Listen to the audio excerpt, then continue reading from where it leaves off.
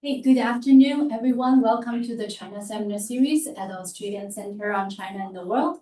My name is Qian Wang. I am postdoctoral fellow in China Studies. Before we begin, we wish to acknowledge and celebrate the first Australians on whose traditional lands we meet and pay our respect to the elders past and present. Our special speaker today is Professor Li-Chi Chen. Professor Chen is assistant professor in the Faculty of Linguistics at Kazimierz Wielkie University in Poland.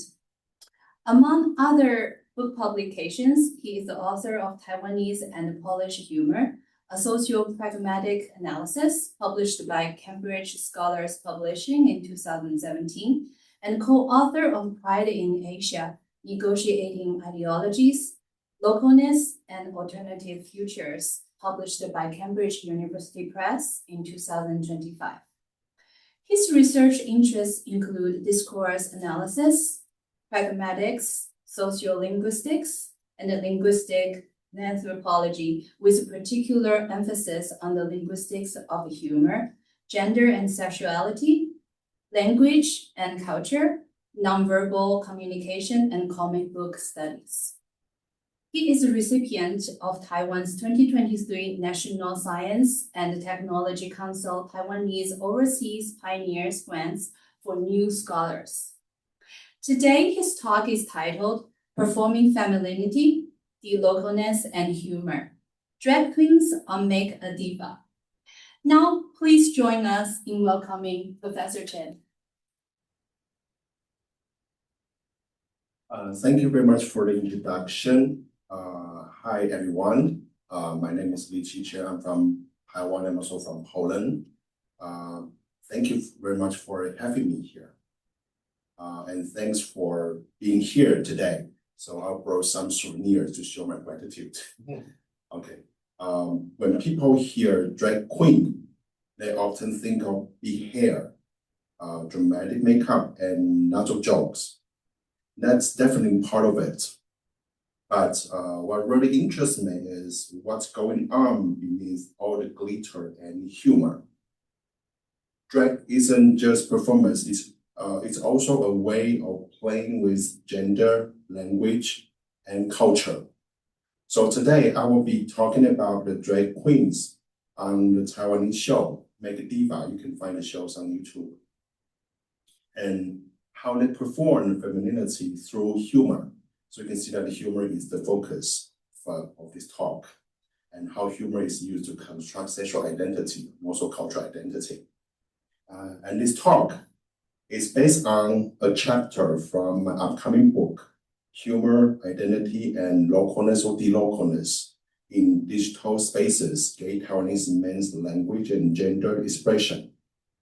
What I'm really curious about is how these performers move between the global world of drag and very local Taiwanese way of speaking and joking.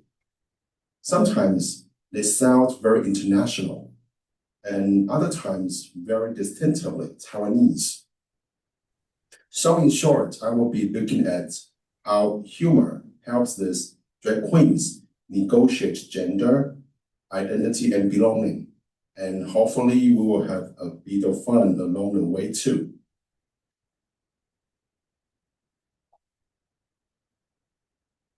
Drag queens, or what people sometimes call female impersonators, have been really important in what many scholars describe as the drama of gender instability in the US.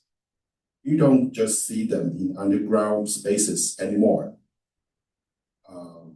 They appear in mainstream and independent films. They perform in clubs, cabarets, theaters, private parties, and of course on television. Barrett has viewed drag queens as part of a broader gay male subculture, and according to Hepperstein, their performances play a key role in how people negotiate and make sense of gender in everyday life. In her work, Hobson looks at a white drag king performance in Cuban-themed gay bar and points out that there's often a tense line between resisting gender norms and actually reinforcing them. She also notes that femininity itself can become the target of jokes, mockery, and even hostility within queer spaces. And in my talk today, I will show that something quite similar is happening in the Taiwanese context as well. So here is the question. What is Thai or Taiwanese or Taiwanese-ness? In the 16th season of RuPaul's Drag Race, a Taiwanese drag queen named Ninfia Wing really stood out with her unique style. She mixes in a lot of Taiwanese cultural elements, such as traditional Taiwanese opera. What's interesting is that even though traditional opera makeup has masculine roots, such as you can see the image of tiger on her face, she feminizes it in her performances. You can really see it in her sleeve dances. Ninfia Wing's style is a great example of how a Taiwanese drag queen can express femininity while also connecting back to her local Taiwanese identity. So you can see the intersectional identity of Ninfia Wing as a queer, and also as a drag performer, and also as a Taiwanese citizen. So in this talk, we will see how humor functions to negotiate several identities. And of course, there will be something interesting that you can only see in this genre.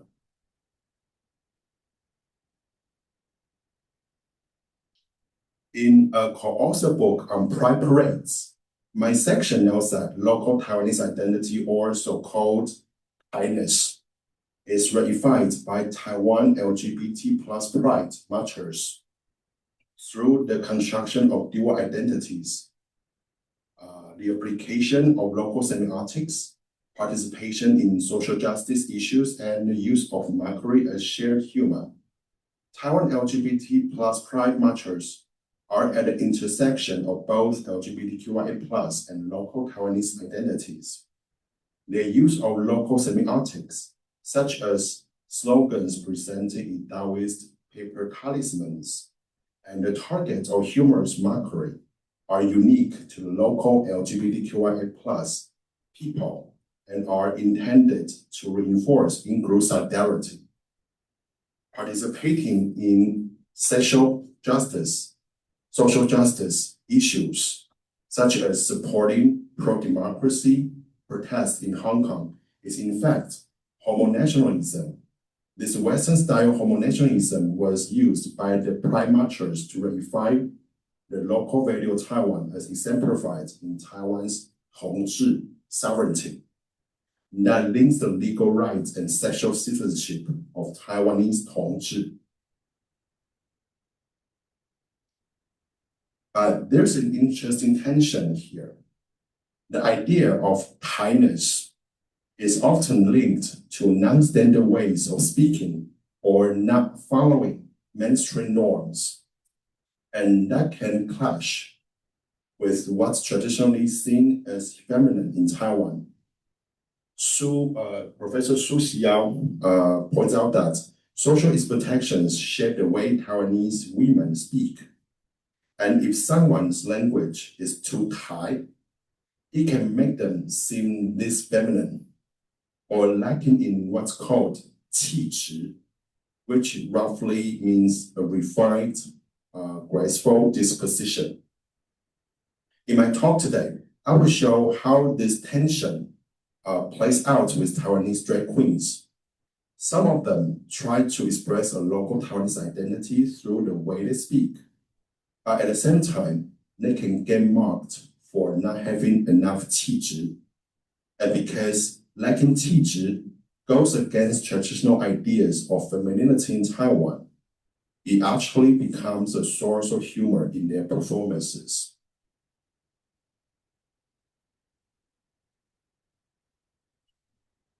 The data I'm using come from Make Diva, a reality show on FJ234, a YouTube channel run by openly gay Taiwanese YouTubers that mainly focuses on LGBTQIA+ issues. The show is competition-based and really highlights how drag queens in Taiwan perform femininity. There are 2 seasons, and most of the contestants are gay men with a few transgender women competing in weekly challenges. What's interesting is that the show doesn't have weekly eliminations. Instead, rankings are decided by a guest judge and both queer and straight audiences. The setup makes us think about what kinds of femininity are celebrated to preferred, not just on the show, but also in Taiwanese society more broadly.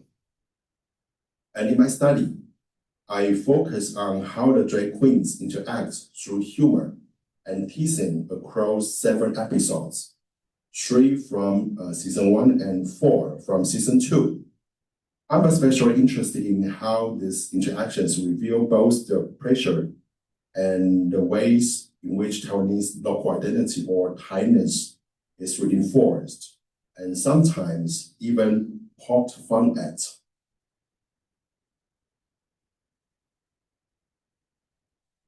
In this part of my talk, I will look at how Taiwanese drag queens create their self-image using humor. They are not just copying femininity, they actively shape their own gendered personas using all sorts of cultural and linguistic resources. Humor is key here. It lets them play with, exaggerate, and sometimes even challenge social expectations around femininity and local identity. I will break this down in a few ways. How they use feminine markers, how womanhood connects to qizhi, and how they construct childish femininity as part of their gender performances. I will also show how humor comes out through teasing and witty remarks aimed at other competitors or contestants.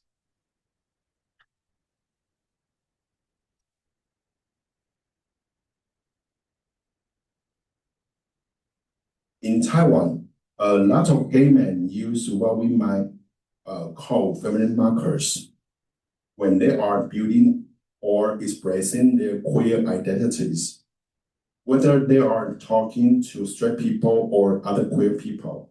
A lot of the time, these markers are used in a humorous or playful way. In my previous study, I found that these feminine markers can show up in different forms. For example, people might use self-addressed terms like 姐姐, which means your big sister, or 老娘, which means your own mother. They might also use phrases that are traditionally seen as feminine in Chinese culture, like 不守妇道, meaning not following female virtues, or 美贞操, meaning not sexually virtuous. And all these terms are found in the data sets in my previous study. And they just appear, they just recur, and are not used by only one person, but are used by many queer people. And on Make Diva, the drag queens also use feminine markers, but they do it from a male perspective. For example, some contestants describe themselves as lower working class women, like sex workers who provide sexual services to men, or they use feminine markers linked to female sexual organs and their role in pleasing men. Example 1 shows 3 of these feminine markers. In this example, Honey G, a season 2 contestant, introduces herself as a tea delivering woman at the start of the competition, and later when she tries to sit on the sofa, she struggles because her leather pencil skirt is so tight. The joke comes from comparing the tight skirt to a vagina using the metaphor of an abalone. which in Taiwan is often used as a euphemism for female sexual organs. And you can see that the humor is highlighted in impact captioning.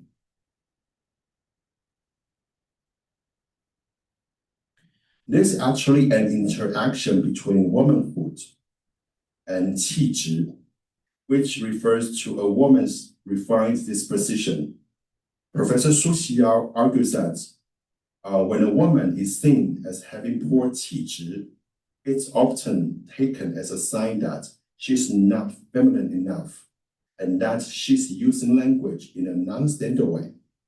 In Taiwan, this kind of social judgment also shapes how women are expected to speak.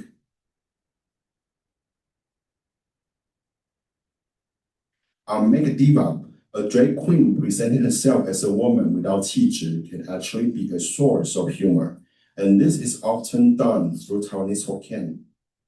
In this example, Alice, a contestant, referred to herself as Lin Zhou Ma, meaning your grandmother in Taiwanese Hokkien. And this term is also viewed as vulgar, gendered vernacular expression. And here, Alice humorously presents herself as an experienced woman who can teach an inexperienced young man, the cameraman, by calling herself Lin Zhou Ma, your grandmother. She creates an age gap. She then asks, I don't know if anyone here can speak Sasamin or Hokkien. Okay, so actually this version is very interesting for native speakers. I can speak Taiwanese Hokkien, but I cannot analyze the language, unfortunately. But this one for me as a native speaker of this language, I feel that it's very interesting because it will create some kind of image in my mind that when I was a child, I would hear that this term is always used on TV by a very old woman who wants to seduce a young man. So, this kind of image can create this kind of scenario. Okay, so this 手会登朵郎某, it means, do you want me to help you become an adult? In Taiwanese Hokkien, this question is often used by street workers to persuade young men who have just come out of age. And by using it jokingly, Alice constructs a street worker persona without qizhi. And similar patterns can also be seen in example 4.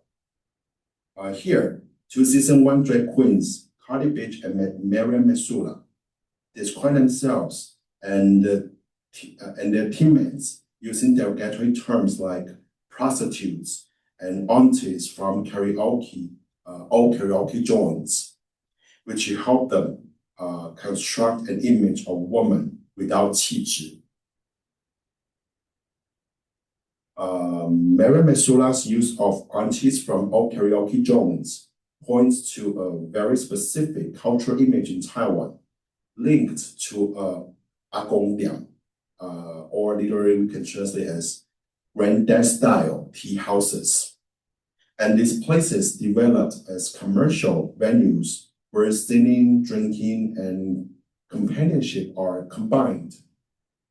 The women working there occupy a kind of in-between position. They are not full-service sex workers, but they are also more than just entertainers. Their work involves performing intimacy, care, and flirtation in male leisure settings. And Mariam Mesula pushes this further through the role play in Hokkien. She plays a hostess talking to a regular young customer, saying,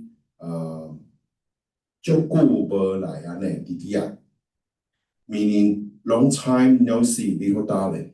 And I just changed the translation a little bit, but actually literally means young brother. Didia means young brother. So it's like an old lady talking to a very young man. And by switching to Hokkien, she grounds the performance in a very local cultural context tied to intimacy and emotional labor. Interestingly, unlike the previous example, drag queens in both seasons of Mega Diva often switch to English when they want to construct a persona linked to qizhi. This may be because English carries prestige and is often associated with globalization and modernity. A common example is the phrase, "Oh my God," which is used to show disbelief, frustration, excitement, or anger. And among Taiwanese drag performers, this phrase is often exaggerated to make things more dramatic and fun. In this example, Ice Queen starts her self-introduction with, "Oh my God." This switch to English isn't just stylistic. It helps construct a cosmopolitan queer persona that is associated with qizhi. And this is not only in this context, you can also find this in many Asian contexts. For example, Embodied 2018 points out that many gay men in Japan use English to build cosmopolitan identities. In his earlier work, Embodied 2017 also shows that English in Japanese gay media helps create social spaces linked to openly gay and globally oriented lifestyles. And similarly, Professor Kira Ho, in her paper 2005, argues that in urban India, an English-speaking educated gay identity has developed that distances itself from the qizhi, which is often seen as more traditional and lower class. And Ho 2019 further found that LGBTQIA+ youth in Delhi use English to present themselves as knowledgeable and culturally aware sexual moderns. So together, the studies suggest that English has a prestige function across different Asian queer contexts because it is linked to education, global awareness, and modernity. In Mega Diva, Ice Queen's use of English not only adds drama to her performance, but also helps position her within a global queer community.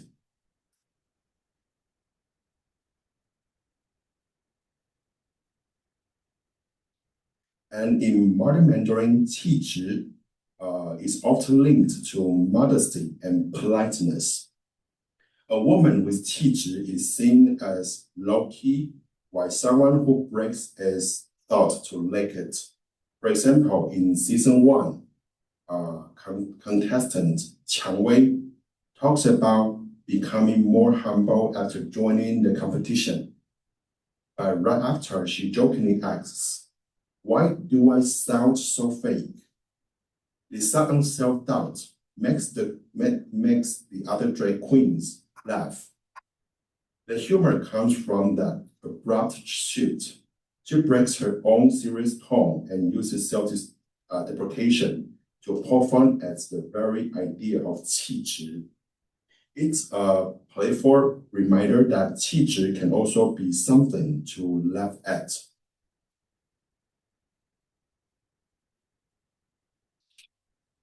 And from a theoretical perspective, Qiang Wei's joke is a great example of what Copperper 1996 calls mock politeness. When someone uses polite or humble words in an obvious, sincere way to create humor, she claims to be humble, then immediately questions herself, "Why do I sound so fake?"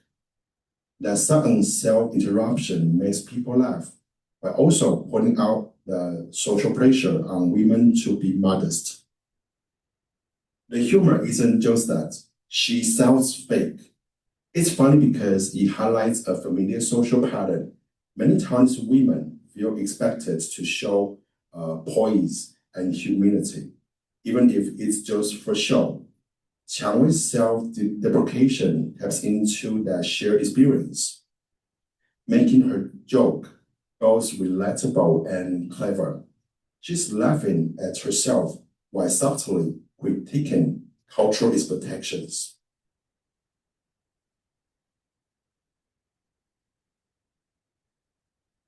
On Make Diva, some Taiwanese drag queens create a playful, childish version of femininity using sajiao, a style of acting cute. As Yue points out, this often involves showing feminine charm or skills expected of women in the culture. Two language tricks stand out, adding the particle, transparticle la at the end of the sentence makes it sound more childish. And using the modal particle 就 is also typical in sajiao speech. Both of these features show up in Kimi Matsuda's self-introduction. And as this example illustrates, Kimi Matsuda performs sajiao by using the utterance final particle la and the modal particle 就. She can also be considered fadia, a verb that refers to speaking in a babyish voice, because she uses the exclamation ayo and has lengthened the vowel of the utterance final particle la. So now I will play show video, and you can see how Kimi Matsuda practices this.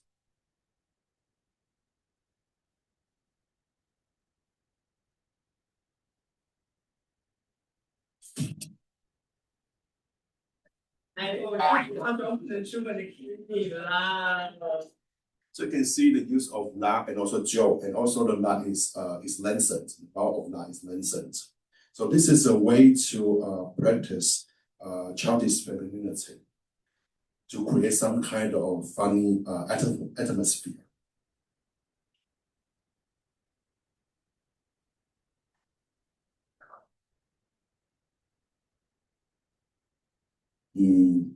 So Matsuda's use of sajiao can also be seen as a way of expressing Taiwanese identity.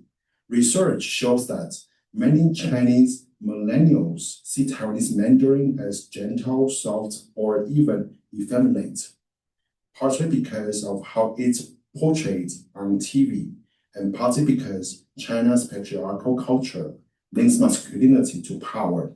The Taiwanese accent is often described as cute and soft, which contrasts with the more assertive Beijing Mandarin. And similar patterns show up in media too. For example, the 2014 Chinese Hong Kong film, Women Who Flirt. In Chinese, probably you have watched the film already. 撒娇女人最好命. This film portrays Taiwanese women as skilled at flirting, which Chinese audiences sometimes see as a challenge to local norms. So probably you have watched the movie, and I remember there's something called 不可以吃兔兔, the reduplication of 兔. So this kind of reduplication, it's quite popular on the internet. So this comes from this movie. Okay. So through sajiao, Kimi Matsuda isn't just being playful; she's performing specifically Taiwanese femininity and identity. And in my study, I also see how performers use humor to show their self through what Barrett calls indexical disjuncture. Normally, the way we speak or act signals certain social roles, but indexical disjuncture happens when someone uses signs or behaviors that don't fit the expected context, creating a kind of playful mismatch. And Barra found this with African American drag queens using a white woman speaking style. It breaks the usual norms around gender, race, and class, and at the same time, it makes people laugh. So humor and identity can come together by intentionally bending its protections. So here is an example that I cited from Errol's book. So you can see that this drag queen actually switches to different talking styles. You can see different identities involving not just gender, but also race. And the mismatch is the source of humor. Similar patterns show up on Make Diva. For example, Rosemary and Ataya drag queen uses indexical disjuncture to create humor. Her self-introduction has two parts. First, she calls herself a sun goddess using the fancy verb 驾到, which in Mandarin refers to the emperor or empress arriving. Then she suddenly shifts to a lower pitch and adopts an indigenous warrior style. This quick switch makes it impossible to maintain a perfect feminine performance, and that clash is what makes it funny. And not surprisingly, another contestant, Jackie Bobo, immediately calls her a beefcake, poking fun and toning down her femininity even more. So now I'll play this video and you can see the mismatch.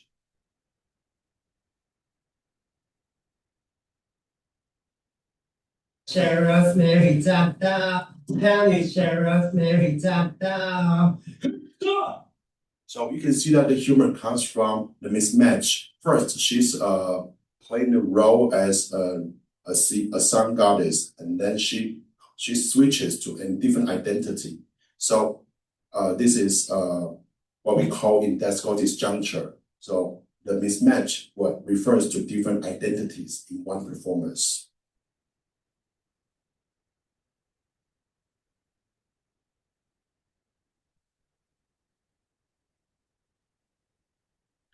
Drag queens often play with language to challenge traditional ideas about gender. For example, Queen Josette, Kimi Mesula, gets drowsy after eating and forbids her from eating before a dance challenge. And Yugi then ups the humor by blaming Kimi's sleepiness on menopause.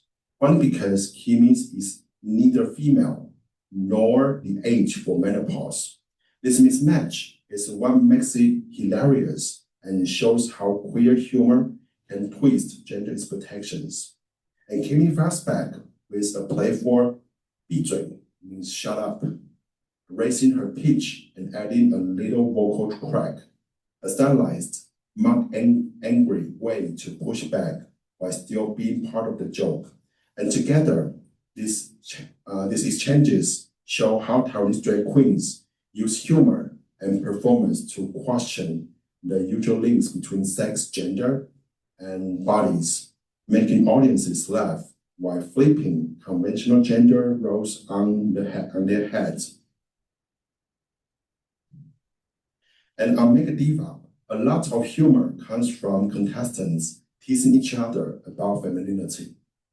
Three patterns stand out, joking about masculine traits while trying to be feminine, calling others tai or women without qizhi, and using over-the-top paraphrasing to get laughs.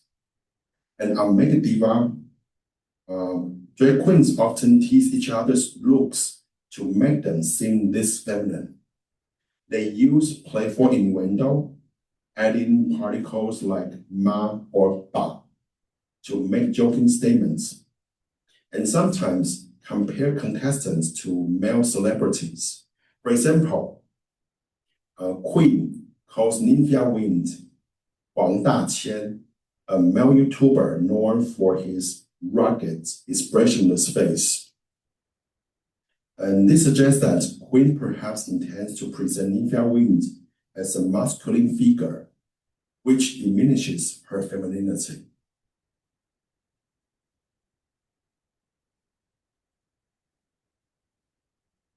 Make Diva, drag queens can make someone seem too tai or lacking qizhi by comparing them to local female celebrities, like actresses from grassroots Taiwanese dramas or Hokkien language singers.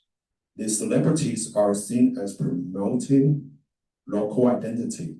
So the comparison suggests a loss of refinement or sophistication, even if the person looks visually feminine. For example, Queen compares Honey Ji to Yang Xiuhui, an actress known for speaking Hokkien. The joke isn't about her looks, it's about her local cultural coding. And by doing this, Queen playfully positions herself as modern and cosmopolitan, while casting Honey Ji as lacking qizhi. And Honey Ji responds in kind, joking about Queen's feathered outfit. This shows that in Taiwan, tai-ness or localness in Taiwan is sometimes linked to a lack of qizhi. Even an attractive celebrity like Yang Xiuhui can be coded as too Tai, proving that qizhi is about cultural style and social refinement, not just physical appearance. And these traits are deeply rooted in Taiwanese TV and pop culture. Hokkien, for example, shows up everywhere, from pun-filled street signs, as you can see here. So let me briefly introduce the sign. So this is a real field work conducted by my colleague sitting here. So he has done a research and investigation of the linguistic gap in China. And as you can see in the sign, this is a sign for a beverage shop. And we can read Mandarin, you can read characters. It means Teng Liu Bei, and Teng means wisteria, and Liu means willow, and Bei cup. It doesn't mean anything. The combination of the three characters doesn't mean anything. But if you read it quickly, Teng Liu Bei, it sounds like in Hokkien, Teng Liu Bei, it means diabetes. So it's quite ironic here because remember it's a sign for a beverage shop. So that means if you drink our beverage, you will get diabetes. So actually, we're embracing the taboo, and you can see this everywhere in Thailand, and also it's based on a homophone with the Hokkien. So you can see Hokkien everywhere. Okay, so I will continue. So this mix creates humor by contrasting local and global elements. But it also highlights how Taiwan negotiates local identity in modern aesthetics. And even today, Hokkien carries both cultural pride and a memory of marginalization. So it's more than just a language, it's a symbol of Taiwanese-ness. So now you can see that using Hokkien can show local identity, but at the same time, you can see that people are embracing it or people are avoiding it. And you see this in the interaction between drag queens in Taiwan.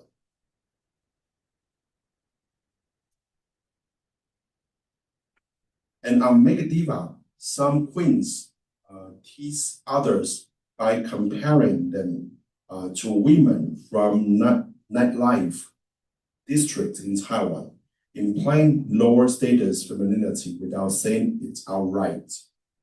They use street names or venue references as playful innuendo that the audience gets. For example, Queen calls Yugi Lin Shen Bei De, referencing a famous red light district in Taipei. The joke paints Yugi as a hostess and a handyman, poking fun at her femininity, and Yugi fires back immediately with, "What's this, a third gender host club or what?" Joking about Queen's masculine traits beneath her drag. This exchange humorously shows that qizhi isn't fixed. Everyone's femininity can be teased and questioned in drag interactions.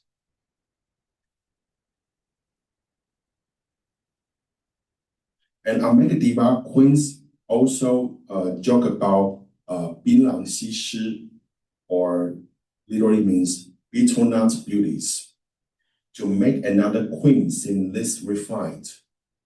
And Binang Xishi are young women who sell betel nuts at roadside stalls in Taiwan, often dressing in a sexy way to attract drivers.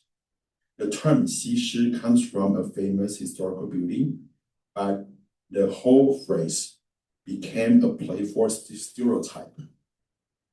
According to Professor Su Xiao, 2008, betel nut beauties are often associated with a strong Taiwanese aesthetic Mandarin. That means people will always think that Binang Xishi was in Mandarin with a very strong accent. That means we will assume that they are from a lower status, but it's just a stereotype. And so that's why in drag, comparing someone to a Binang Xishi or betel nut beauty humorously lowers their qizhi and their perceived elegance or sophistication. And this shows how femininity, language, and even social class all mix in how qizhi is judged. And in this example, Alice greets the other queens in Taiwanese Hokkien, showing pride in her local drag identity. Honey G responds by jokingly imagining Alice as a betel nut beauty, using the word tai-ness, and it means betel nuts. In Hokkien, the joke teases Alice's local pride and humorously frames her as someone lacking qizhi or refinement. So you can see that Honey G, 50, betel nut 50 a pack, betel nut 50 a pack. As betel nut, you can see the underline. That means Honey G code switch to the Hokkien. And why this? Because this will create some kind of scenario that Alice is selling betel nuts. So now we will have some image that Alice is betel nut beauty. Alice is a woman without qizhi.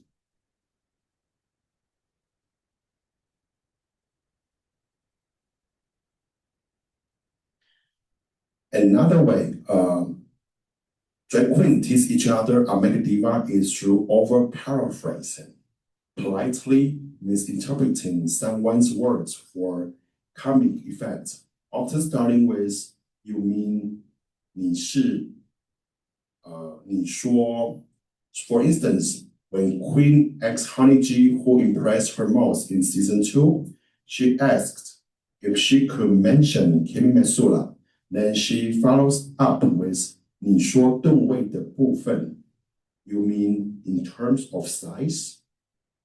The phrasing jokingly implies Kimi is heavy, but it's framed very politely. The extra words like 的部分 in terms, or literally means the part of, makes the question sound redundant and overly formal, which adds to the humor. By focusing on wording instead of directly calling attention to weight, Queen teases Kimi's femininity in a subtle, playful way. And this kind of teasing shows a common pattern on the show. Queens poke fun at each other's femininity indirectly, a style traditionally associated with women's speech. At the same time, they maintain their own femininity through careful indirect humor.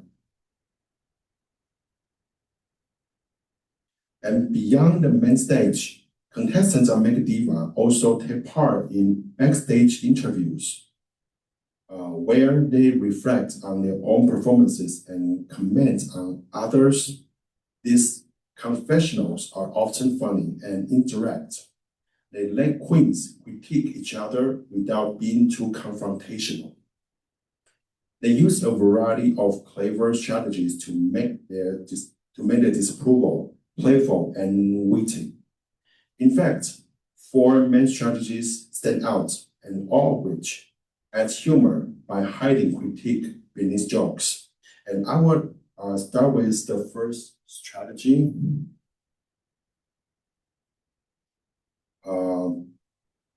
In reality TV, contestants' comments are often more than simple criticism to make drama. Critiques are usually packaged as polite or supportive remarks. On the surface, they seem complimentary, but they often hide subtle digs.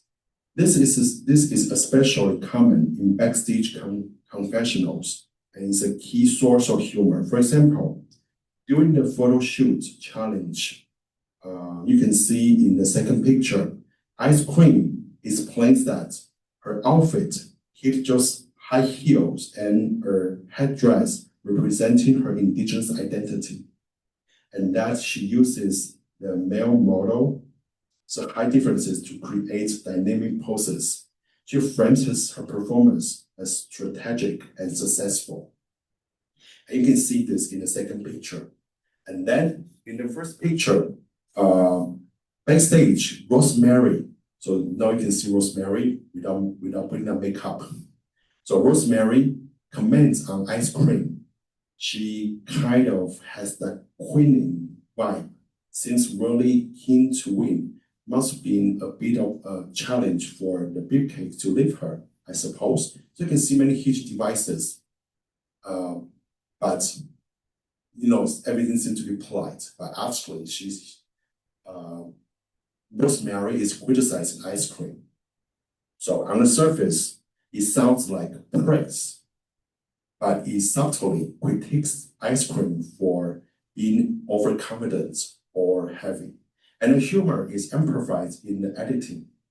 And you can also see this in the second picture. The camera cuts to her shoot with the caption, with 4 characters, 猛男手抖.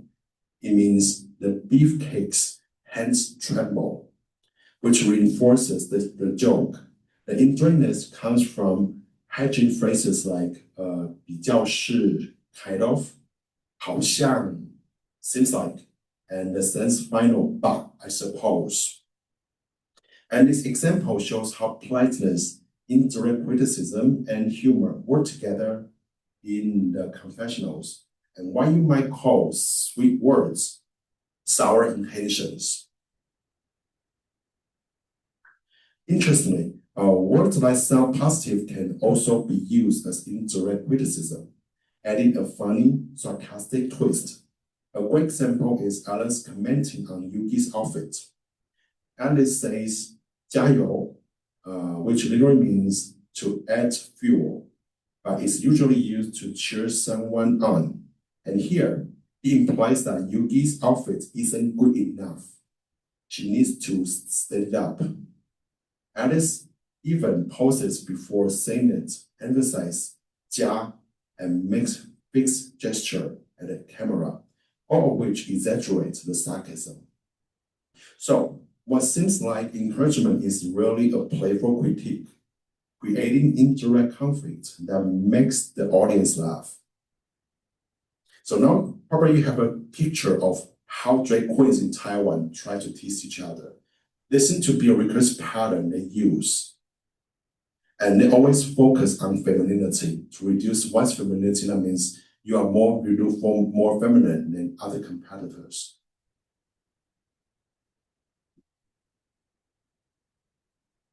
Now I will talk about assertive speech, which isn't just about stating opinions.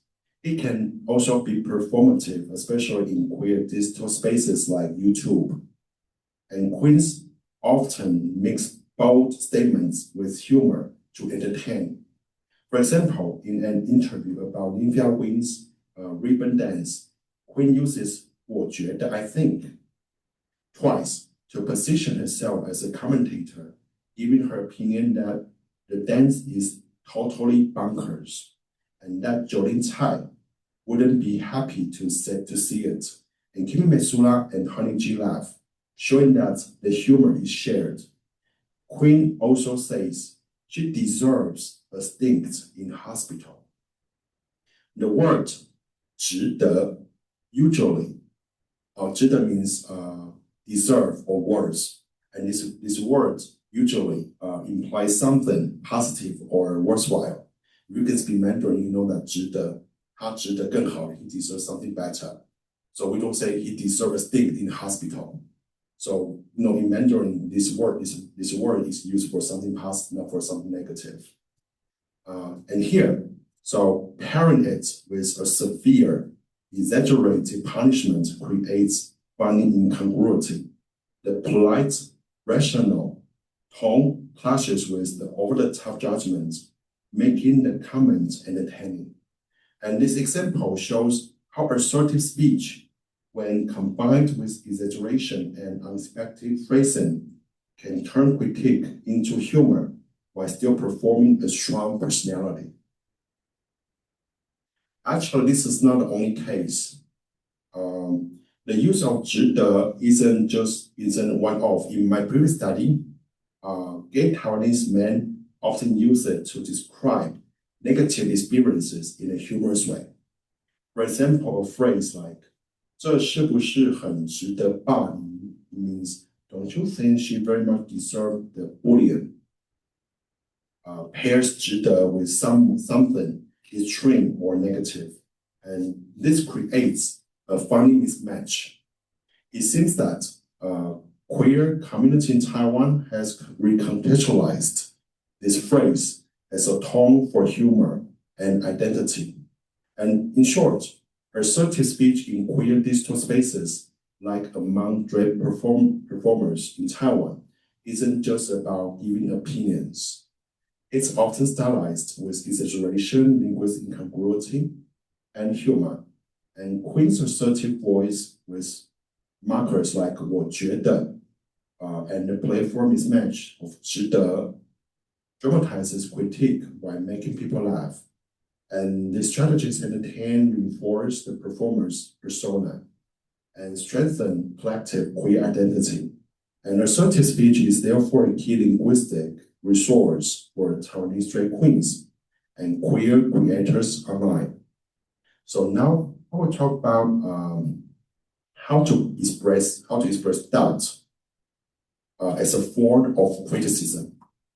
Rhetorical questions are not always meant to get an answer. They can be a way to express doubt or critique indirectly. Make a diva. Queens often use them to soften criticism while still making it clear they are judging, usually for comedic or dramatic effect. For example, during the photo shoot challenge, Yolanda Milan wanted to project sensuality, wealth, and control, paying homage to RuPaul's with a red ribbon referencing HIV or AIDS awareness. But Qiang Wei jokingly asks, is that the leftover ribbon from the cake decorator? It sounds harmless, but it casts doubts on Yolanda's performance and creates humor for the audience.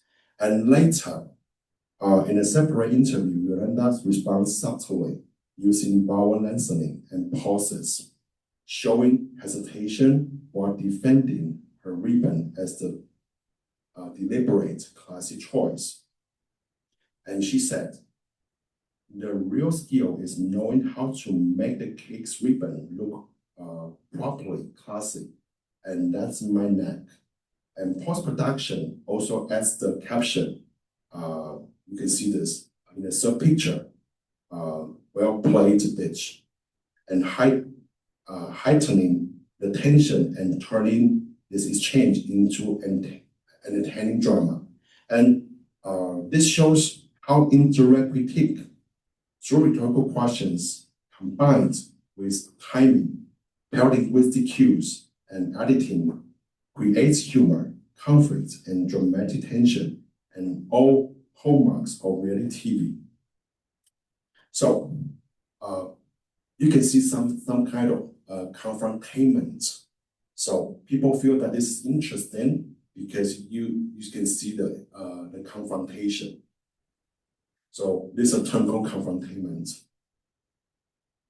And now I will talk about sarcasm, which is a common way people critique each other indirectly. And among Diva, it often appears in a mask form.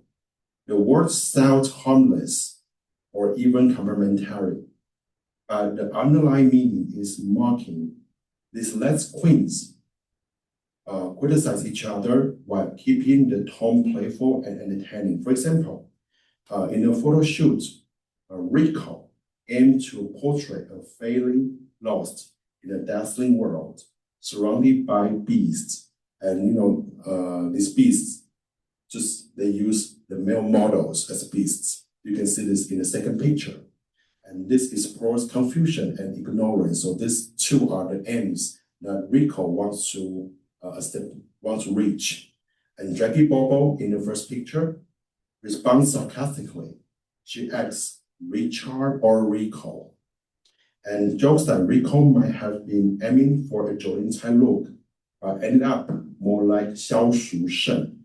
While Jolin Cai is glamorous and fashionable, Xiao Shu Shen, another celebrity in Taiwan, carries very different associations. So the contrast humorously suggests Rico mixed her intended style. Also, both queens are from Kaohsiung, a city in southern Taiwan, and Jackie Bobo adds the phrase 接地气 to show that Rico is more 接地气, down to earth. And so 接地气, on the surface, it's quite positive. This term is quite positive because it means it's relatable or genuine. But it also implies lacking sophistication, clashing with Rico's ethereal concept. And her head movement adds a performative cue, emphasizes skepticism. This example shows how masked sarcasm lets drag queens deliver criticism in a way that entertains, maintains social playfulness, and keeps the audience laughing.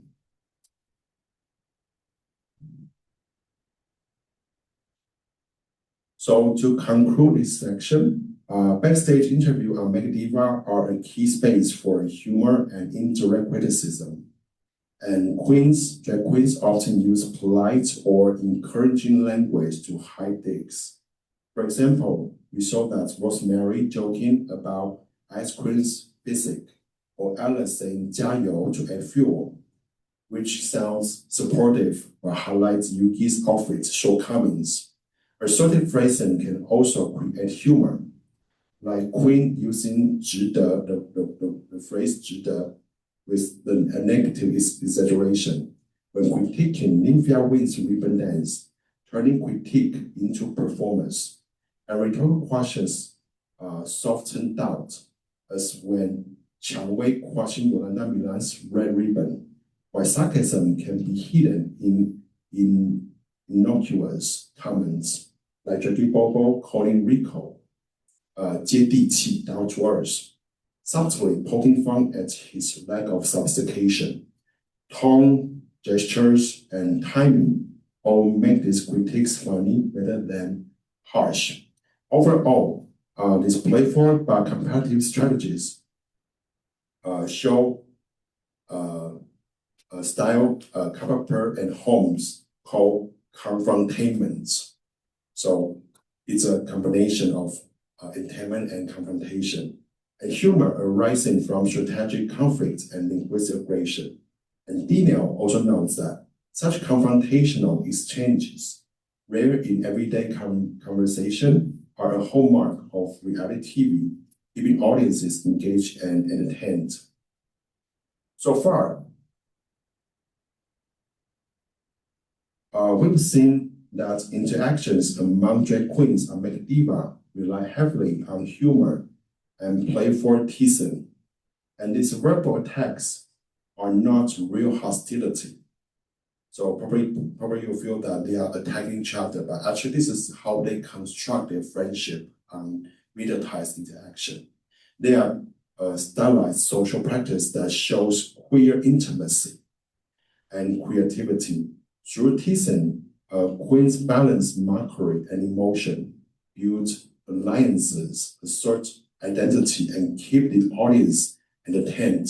So humor is multifunctional in this context. It helps them to create intimacy, also to entertain the audience. At the same time, they also use humor to construct their identities, and not just one identity, but also cultural, even global, local, and queer identities.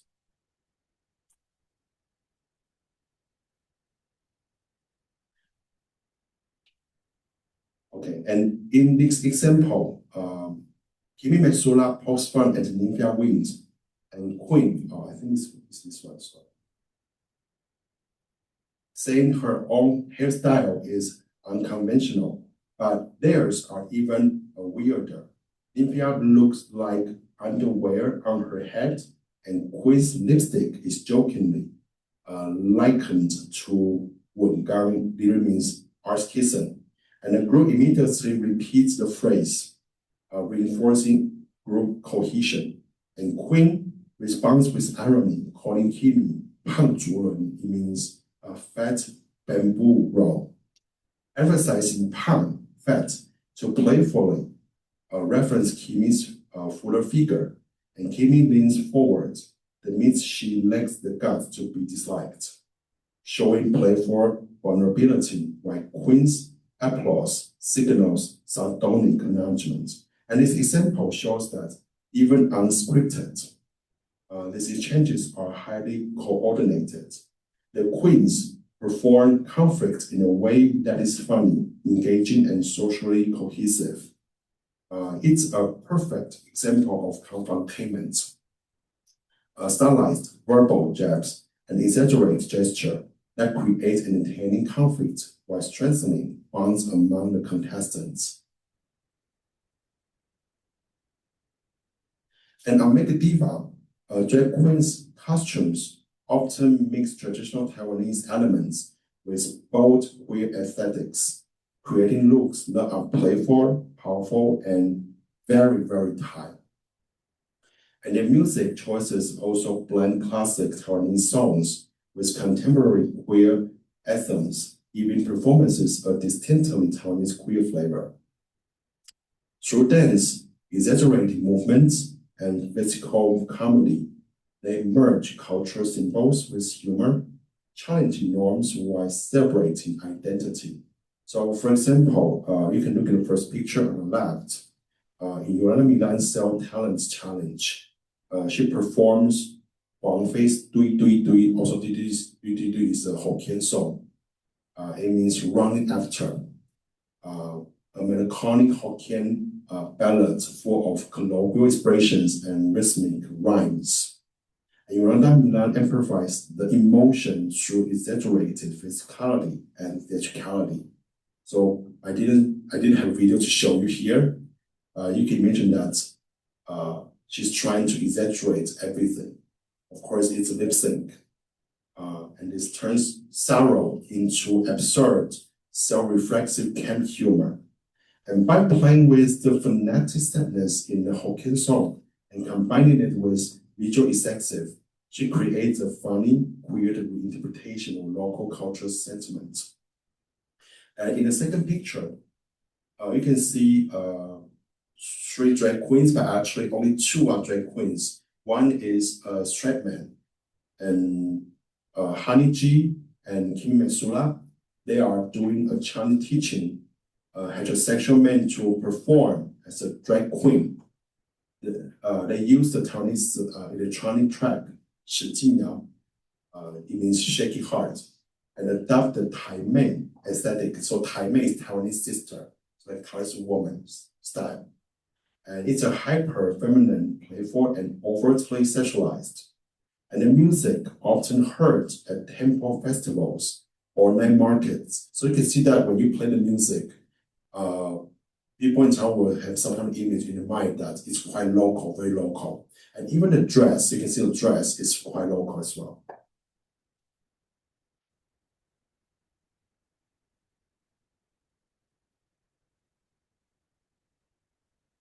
Okay, and this one is more interesting because Taiwanese drag queen often combines humor, popular music, and striking visual provocation to explore both the performance and the LGBTQIA plus community experiences of marginalization. And one great example is Queen's performance in a dance challenge, paying tribute to Jolin Tsai, using the song 玫瑰少年. It means Rose Boy. And Rose Boy was inspired by Ye Yongzhi. And who's Ye Yongzhi? Ye Yongzhi is a Taiwanese youth who died as a result of school bullying linked to his gender expressions. And the song has become the symbol of LGBTQIA+ rights and anti-bullying advocacy in Taiwan. And by performing to the song, Queen not only honors Jolin Tsai, but also amplifies the social and political message, making the performance both visually striking and emotionally powerful. And quiz costumes you can see here, it consists of a white plastic bag worn over the upper body, covered with numerous derogatory terms directed at gay men. And this includes slurs related to sexual orientation, such as 同性恋 means homosexual, 死 gay, it means dead gay, 死基佬 dead queer, terms referencing this disease and associated stigma such as 艾滋病 AIDS, terms taking gender expression and behavior such as 娘炮 sissy, 变态 pervert, 不男不女. So actually it can be a lot of very derogatory terms. And probably you notice that all these terms are targeted at gay men, not at lesbian women, no, at gay men. So you can see also the intersectional identities of a queen. For example, you can see the queen as a gay man, the queen as a gay Taiwanese man, also the queen as a drag performer.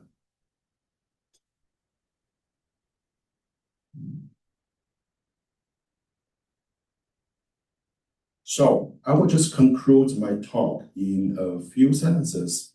There is an interplay of femininity, localness, and humor in Taiwanese drag queens' linguistic practices, drawing on diverse disciplines, ranging from linguistics, gender studies, and cultural studies to queer theory.